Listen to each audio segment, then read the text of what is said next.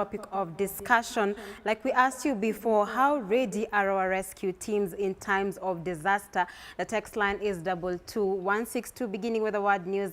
Find us on Twitter and Facebook at Y254 channel. The hashtag is Y254 updates. Do send in your comments and questions. So right about now, I'm joined by Girl Power. Tonight, it's Girl Power, and we're about to shed some light on this particular topic. I would like to introduce my panel tonight, starting with Doreen Arange. Thank you so much for coming. Thank you.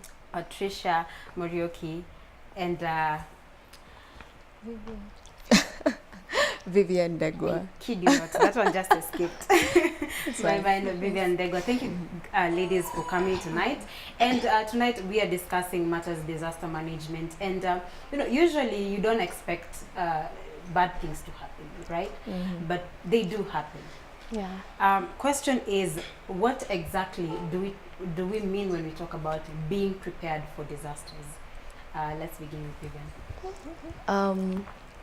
Being prepared for disasters, what that really means, according to me, because I'm not an expert, is that we are just ready. You know, we have equipment in place, we have personnel in place to take care of any kind of disaster that might happen, you know, be it floods, be it like the one we just saw the other time, people plane crash, or just any other disaster that might occur that you obviously don't expect, but we should be having a personnel on standby for that. Yeah. Right. Doreen, what exactly do we mean by you should be ready for disasters, even though we cannot really tell when it will happen? I think just to echo what Vivian has said, being ready, government also putting in place the right mechanisms. It's like personally having an insurance cover. You get it not because you get it to prepare yourself. If something happens, at least like if you get sick and you didn't have money in place, at least there's something that's covering you. So in the same line, when you talk about disaster management, it's just putting the right personnel in place. If it's the KDF or the Red Cross, just to be like on guard, that if anything happens, they can go there and help. Because even looking at this story, it took them quite a long time, and they had to keep postponing, the search process. Why? Because there was not enough personnel in place to ensure that it's curbed immediately. So I think it's just echoing what she said, putting the government also to take initiative, put everything in place, right mechanisms, right personnel, equipment ready for anything, because you can never predict disasters. All right. Now, I've had a sentiment here and there that, it's Kenya, we are not yet there and all that. But, Patricia, is it possible for a country to be fully, perfectly prepared for a disaster? Okay. I'm not going to say fully, but there's that percentage whereby you're really going to be prepared for something, because disaster is something that no one sits down and says, after 2 months from now, we're going to have a plane crash. It's something that finds us unaware. That is why it was so tough to fight that the divers had to come all the way from Nairobi, because as much as we are supposed to have divers in every large lakes that we have in our country, it's something that really the people from that area could not see, because it has not happened before. Because if you look at it, Christian, most of the times we have measures applied in a place or implemented when something has happened before. For example, now what has happened today is going to lead to people having maybe divers in most rivers that we have, most lakes that we have in the country. Yeah. Right. I will revisit that particular point on divers, but I also want to hear your sentiments on the same. Repeat the question kindly. Right. Is it possible for a country to be like fully prepared? I think yes, because I mean, you already know disasters happen. They always do, once in a while. We can't just have a disaster-free country or place, Right. So I think the government should be put to task and ensure that there is put together to ensure that once this happens, we can curb it, immediately. you know. So yes, I think a country can get there. possible. It's possible. Right. Doreen. Fully prepared, I want to differ a bit. A country can be prepared, but not fully prepared. You know, you can never be fully prepared for something, especially a disaster. It's like in the case of death or accidents or anything. It's like you can put your safety belts on. You know, that is being prepared. But when it happens, you can't say that I wasn't prepared. So you can never be fully 100% prepared, but you can put mechanisms. You can be prepared and not just fully prepared. That's why especially in these disasters, you might find, like, give an example of the Westgate Mall.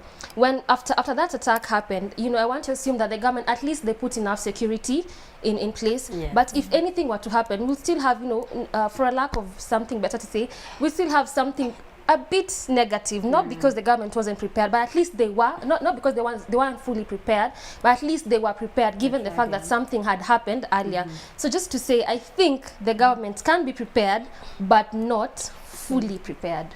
Right, they cannot be fully prepared. I tend to agree with her that they should be fully prepared. And in that case, let me ask you, how would you rate Kenya's preparedness to disasters over the years, from the recent cases, the crash and the collapsing building in Nakuru and in Kisii, the Westgate issue? How would you rate on a scale? I don't know, any scale really. How would you rate? On a scale, if it's a scale of 1 to 10, I think the country is at 5, and I'm being too nice by saying 5. A lot more can be done. A lot more can be done. All right, Patricia. I'll say that I'll give it 4 because most times most things fail. We have maybe, for example, let's take the incidences of fire. We have the firefighters are there, it's either they're late or maybe on the process of trying to put out this fire, the water in runs out. So I'll give them 4. A very genuine, very genuine rating. I'll give them 4. Okay, 4. Let me just correct it. I didn't say that the government should, like they shouldn't be prepared. I just said they cannot be fully prepared, but they should be prepared. Not like 100. And in rating them, I think I can give them like 4.5. Yes, because just the way they've said, sometimes even in this incident, instead of getting the experts, you know, coming to help, like the soldiers or the qualified firefighters, we get the residents there getting water from everywhere, and some of this, you know, some of it, it's not even enough, and that's why we find many lives lost, especially in building collapses. Lives are lost, small babies dying. So I think that in rating I can just give them 4.5 because they should look for ways, not that they can really fully, but they should look for ways. Right. So regarding the story about the chopper, I just want to pick out a few maybe points that stood out. For example, the team took the longest, 24 hours. 24 hours later is when they were finding the wreckage. 72 hours even later is when they were finding these bodies. I mean, would you say the disaster management team is a disaster itself? It is a disaster. Let's start from big that. Disaster. Because there's no way we are having a plane crash, right? And then there are people who have drowned inside this leak, wame lost huko ndani and so forth and so on. And there's no one there to help. I mean, this is a lake. Disaster management, we should be having at least speedboats there, or you know, divers, or just someone who's trained to do that particular thing. Ni kama tu vile swimo, you know, when you go to the swimming pool, doesn't mean people don't know how to swim there. I don't even get why they had to get people from Mombasa coming to Nakuru. Right. I How? know, That was I my mean, next point. I mean, that Even in Nairobi, there are no people to come in. Or in Naivasha, in Nakuru itself, are there people who really cannot dive? Right. But are there That's people who disastrous. cannot dive? Yeah, that's disastrous, because again, if you look, the distance between Mombasa And Nakuru is like 600 plus kilometers, and we're waiting for the Navy to come all the way. That they had to keep postponing the search after day after day. I Right. think that's really disastrous. And also, you're getting the divers, and one of the things that the management team there was saying is that they did not have any speedboats or any divers at Lake Nakuru because they did not think that a disaster would happen. You're not What do you supposed guys to think about You that? can really not say we did not have speedboats or we did not have divers or maybe lifeguards there because we were not prepared for a disaster. First of all, you should know this is a lake. People Anything visit, can happen. anything can happen. Yeah, You should be prepared. And knowing that these things really happen, we've seen it happen to other countries, we've heard of them happening to maybe different other places in this world. So saying that you didn't have speedboats because you did not see it coming, that really shows that how We are not prepared. how prepared you're not pertaining disaster issues in the country. It's like in big malls, you know, just a mall like that, no Security security. guards. Then when something happens, then you say, okay, now we cannot put security because something has happened, so we didn't know. We now know you see, it even can in these happen. malls, no yeah. security guards. True. Not that anyone is going to storm in and do anything But bad, you but we just- still have them. yeah. So in the same way, in the Prevention lakes, is why better can't we than have curing. the lifeguards just in case something happens? Yeah. So I think that's why it runs down to they should. They Do should something Always, not prepared. assuming that Yeah. it couldn't happen. Yeah. So, you know, you just sit there and wait for it to happen And then act, you no, have no control because it's too over late. it. Yeah. In terms of, you know, us as citizens, you and I mean, there were people in that area who, I mean, there was even a lady who was describing how the, Yeah, the, you know, the the plane. Yeah. exactly. Yeah. So how do you think we as citizens can also prepare ourselves for such things so that we can be able to help others? Learn how to dive in, you know, how to just you might because they're saying Yeah. we can't always have these experts in everywhere. Yes. So just, you know, learn. You might never know what happens. It might even be your small brother, you know, and you have to go there. So learn how to dive in just in case something happens. Okay. At least you're I'll prepared. still say what Doreen said Yeah. because fires most often fire incidents happen in our homes. So I think it's up to us to learn maybe even how to use that fire extinguisher that is in the corridor, because some of us don't even know how to use those things. We just see No, them and that's pass right. them and be like, okay, squitter happen, maybe I'll try use it. But if you think of it, if we prepare for something before it happens, it's much easier to save people, to save lives, than when we go back to the rehabilitation place whereby now we have to start cancelling people because Yes. things happen. Because I would say that if there were speedboats in Lake Nakuru, if there were, I'm very sure maybe maybe one person or two would have been Right. saved, or it would be something that they would really not take a lot of time to find the bodies of those people. Right. I mean, time is not on our side. We have to wrap it up. But I want your parting shot on maybe what are some of the things that you think the government needs to correct, and even us as citizens need to correct in terms of being prepared for disasters. But start with- as for the government, I mean, that's something they are supposed to do. They are mandated to do that. It's their job. So I believe the government should just ensure that everything is put into place. You know, if it's in terms of disaster management, they should ensure that if it's lakes, kila mahali kuna speedboats and divers. If it's about fires, let them ensure that these firefighters are there, and easy garis those cars ziko na maji ya kutosha, you know, and they're available and get to a particular place in time if anything like that happens. Right. And then as a citizen, there's only too little that we can do, because you're not trained to do something, but where you can help, you just go ahead and help. Thank you.